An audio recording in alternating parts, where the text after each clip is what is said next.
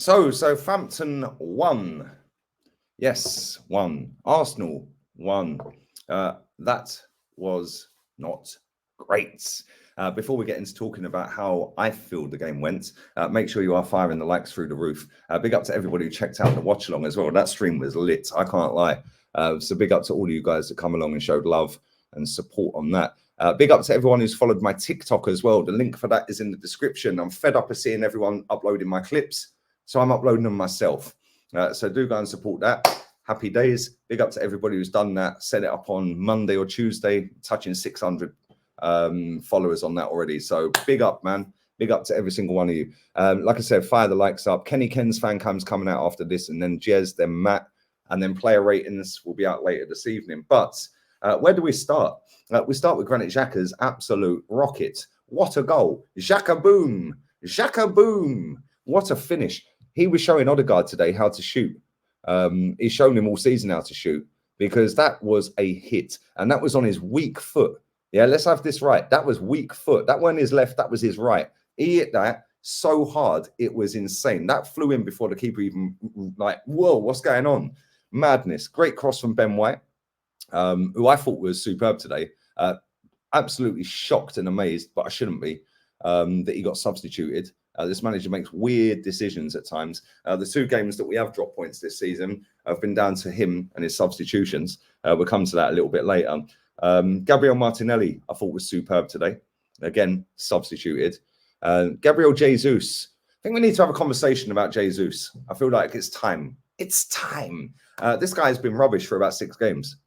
And when I say rubbish, I don't mean dog shit rubbish. I mean rubbish. Not great. He set the bar, and now he's way below the bar that he set. This guy's not a striker.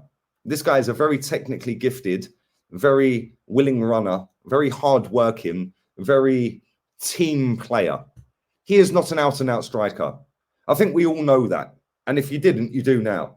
This guy is not going to bag us more goals than Lacazette ever did in the season. We now know this. The guy's got 5 goals. We've played 11 games. Great start, but we're starting to see a drop-off in quality from him now. His finishing today was disgusting. Yeah, if that was Aubameyang or Lacazette, you'd want him deported. Like, real talk. I love Jesus. I've loved him at City. Obviously, I'm on loan to City. So either way, one of my teams is winning the league this season. Let's cry. Oh, you're a fake fan. Who cares? Nobody cares. Real talk. But his finishing is not elite. I've seen our fans sitting there comparing him to Harry Kane at the start of the season. On what planet is he anywhere near Harry Kane's level? He ain't. Harry Kane's a very good footballer, and he's an elite goal scorer. Gabriel Jesus is a very good footballer. He's not an elite goal scorer. We need to go out in January and sign some players. And I said this on the stream the other day, and I don't want to keep repeating myself, but I feel like I've got to. If we want to compete for a title, it's time now for Arsenal fans to stand up, get on your Twitter accounts, get on your Instagram pages, get on your YouTube channels, get on your Facebook, your TikToks, whatever platform you have, and say, we want signings in January. Because I say something now, that bench is a disgrace. That bench is championship level, and we've been winging it for a couple of games, 3-4 games. The Europa League, that was 3 1-0s in a row before today. It was nearly 4 1-0s, and then we cocked up. But we come unstuck today because of our squad depth. Why are we playing Tomiyasu at left back when we have one of the best left backs in the league sat on the bench? This guy's won trebles. This guy's won league titles. This guy has won more trophies than any player at our football club. But we're playing a centre-back that normally plays at right-back but can't get in at right-back because the centre-back that we're playing at right-back is better than the centre-back we normally play at right-back. So we decided to drop the left-back to play the centre-back who normally plays at right-back at left-back. Make it make sense. Yes, it worked against Salah. Whoopee. It's not worked ever since. Kieran Tierney come on today and did more in 25 minutes than Tomiyasu has done since Liverpool. Make it make sense, people. And not only that, he then kept him on the pitch and played him at right back and took off one of our best players. He took off Ben White and Martinelli. If you're bringing Martinelli on, if you're bringing Kieran Tierney on, you keep Martinelli on the pitch. Ola said this in the watch along. You keep him on the pitch.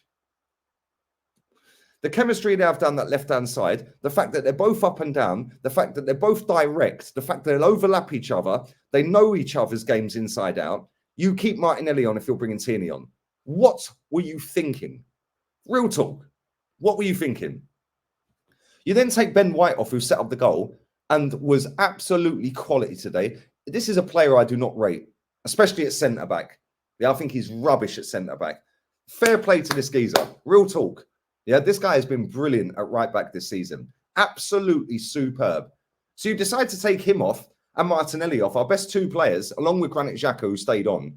They were our best three players today.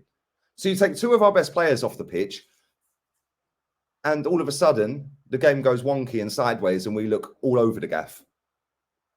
Did the same against Man United. This is why we won't win it.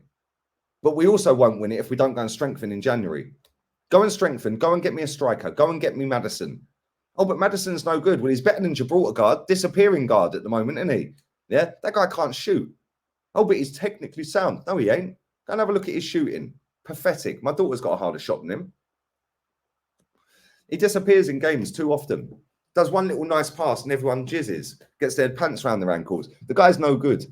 There's no other captain in this league that gets subbed like he does week in, week out. If there is, name them, because I don't see it and I watch a lot of Premier League football.